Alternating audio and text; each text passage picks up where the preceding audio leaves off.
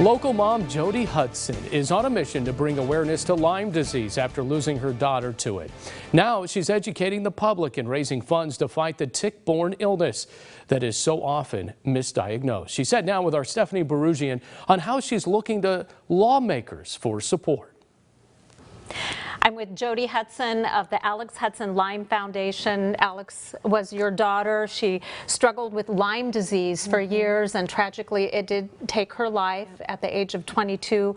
I can't imagine that devastation that you went through, but it's now inspiring you to really lead the way on a mission. Absolutely. So this was Alex's goal, really, to try and beat Lyme disease and really be a Lyme advocate, and when we knew that that wasn't going to happen, she basically passed the torch on to me. So as of last June, I started the Alex Hudson Lyme Foundation, and we really are just focusing on creating, education and awareness in the Central Valley and throughout.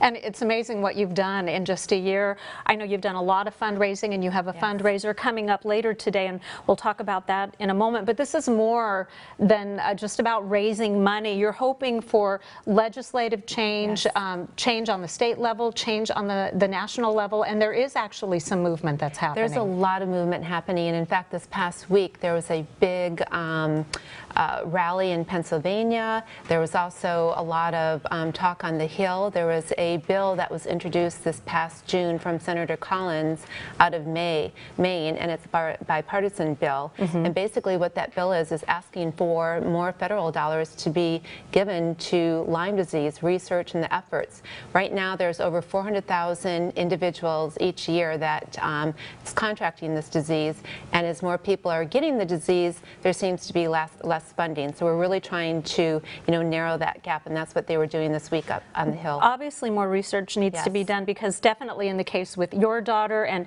other stories that I have received a lot of attention, this is a very difficult disease to diagnose. It kind of morphs and changes over the course of years, and I know you can speak personally about how this happened. Absolutely. So Alex was misdiagnosed for over 10 years. They couldn't figure out what was wrong with her. She was basically labeled a medical mystery. They said, we know that there's something wrong with her, but the tests that we were running, they're just not conclusive.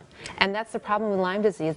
The testing itself is not accurate. There's not proper diagnostic testing, and even there's certainly no vaccine. No, exactly, no vaccine. So really, I mean, a lot of this is by clinical symptoms, going to a doctor and just trying to explain how your body's feeling, and then for a doctor to say, oh yes, you know what, you might have Lyme disease, let's get you tested. So it's very frustrating. So money really is at the root of maybe finding an end to this nightmare for so many people. Is there research going on right now in the United States? I know there is research being done in other countries. Right. There is research going on right now in the United States, but again, like I said, the funding, the money that is needed for research funding that they have right now is going to be running out in 2021. So that's why this bill is so important, because it will give, like Johns Hopkins, Stanford, all these people that are currently doing research right now, it will help them to continue on that research.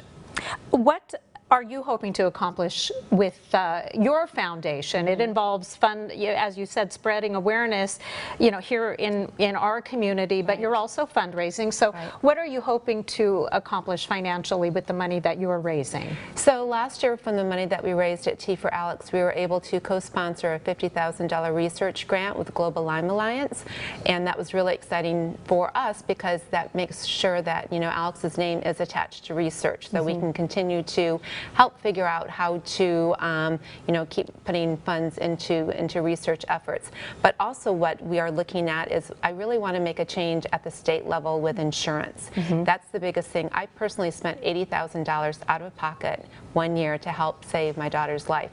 That's wrong. People that are getting diagnosed with this should not also then incur all this financial expense. Exactly. These are definitely, they're not imagined, they're real health issues that insurance. So this may be state legislation that could be down the road? Yes, absolutely. Illinois has already passed a bill that will come into play January 1st of 2020. Pennsylvania just had a huge rally this past Tuesday for the same reason. So they're starting the movement right now. I think California really needs to get behind this. Okay, so you have a fundraiser coming up this afternoon, the Tea for Alex. It's grown threefold from last year to this year, which is fantastic. Yes, so this Sunday, as you know, because you're going to be the MC of it, we have a sold-out tea for Alex, and we are bringing in Ellie Hilfinger, who's Tommy Hilfinger's daughter. That's going to be has suffered from Lyme disease for years. Yes, 19 years. She will be one of our speakers on Sunday, along with Olivia and Holiday Goodrow, who are the founders of the Live Lyme Foundation out of Denver, Colorado, and who were very instrumental this past week at the Hill, talking and really creating advocacy for the Lyme disease community. Oh, well, Jody Hudson, you're doing amazing work with all that you've been through. Best of luck to you. Alex Hudson Lyme Foundation, we can find it online and definitely help support that. Thank you for your support. I really appreciate it. Thank you for being here.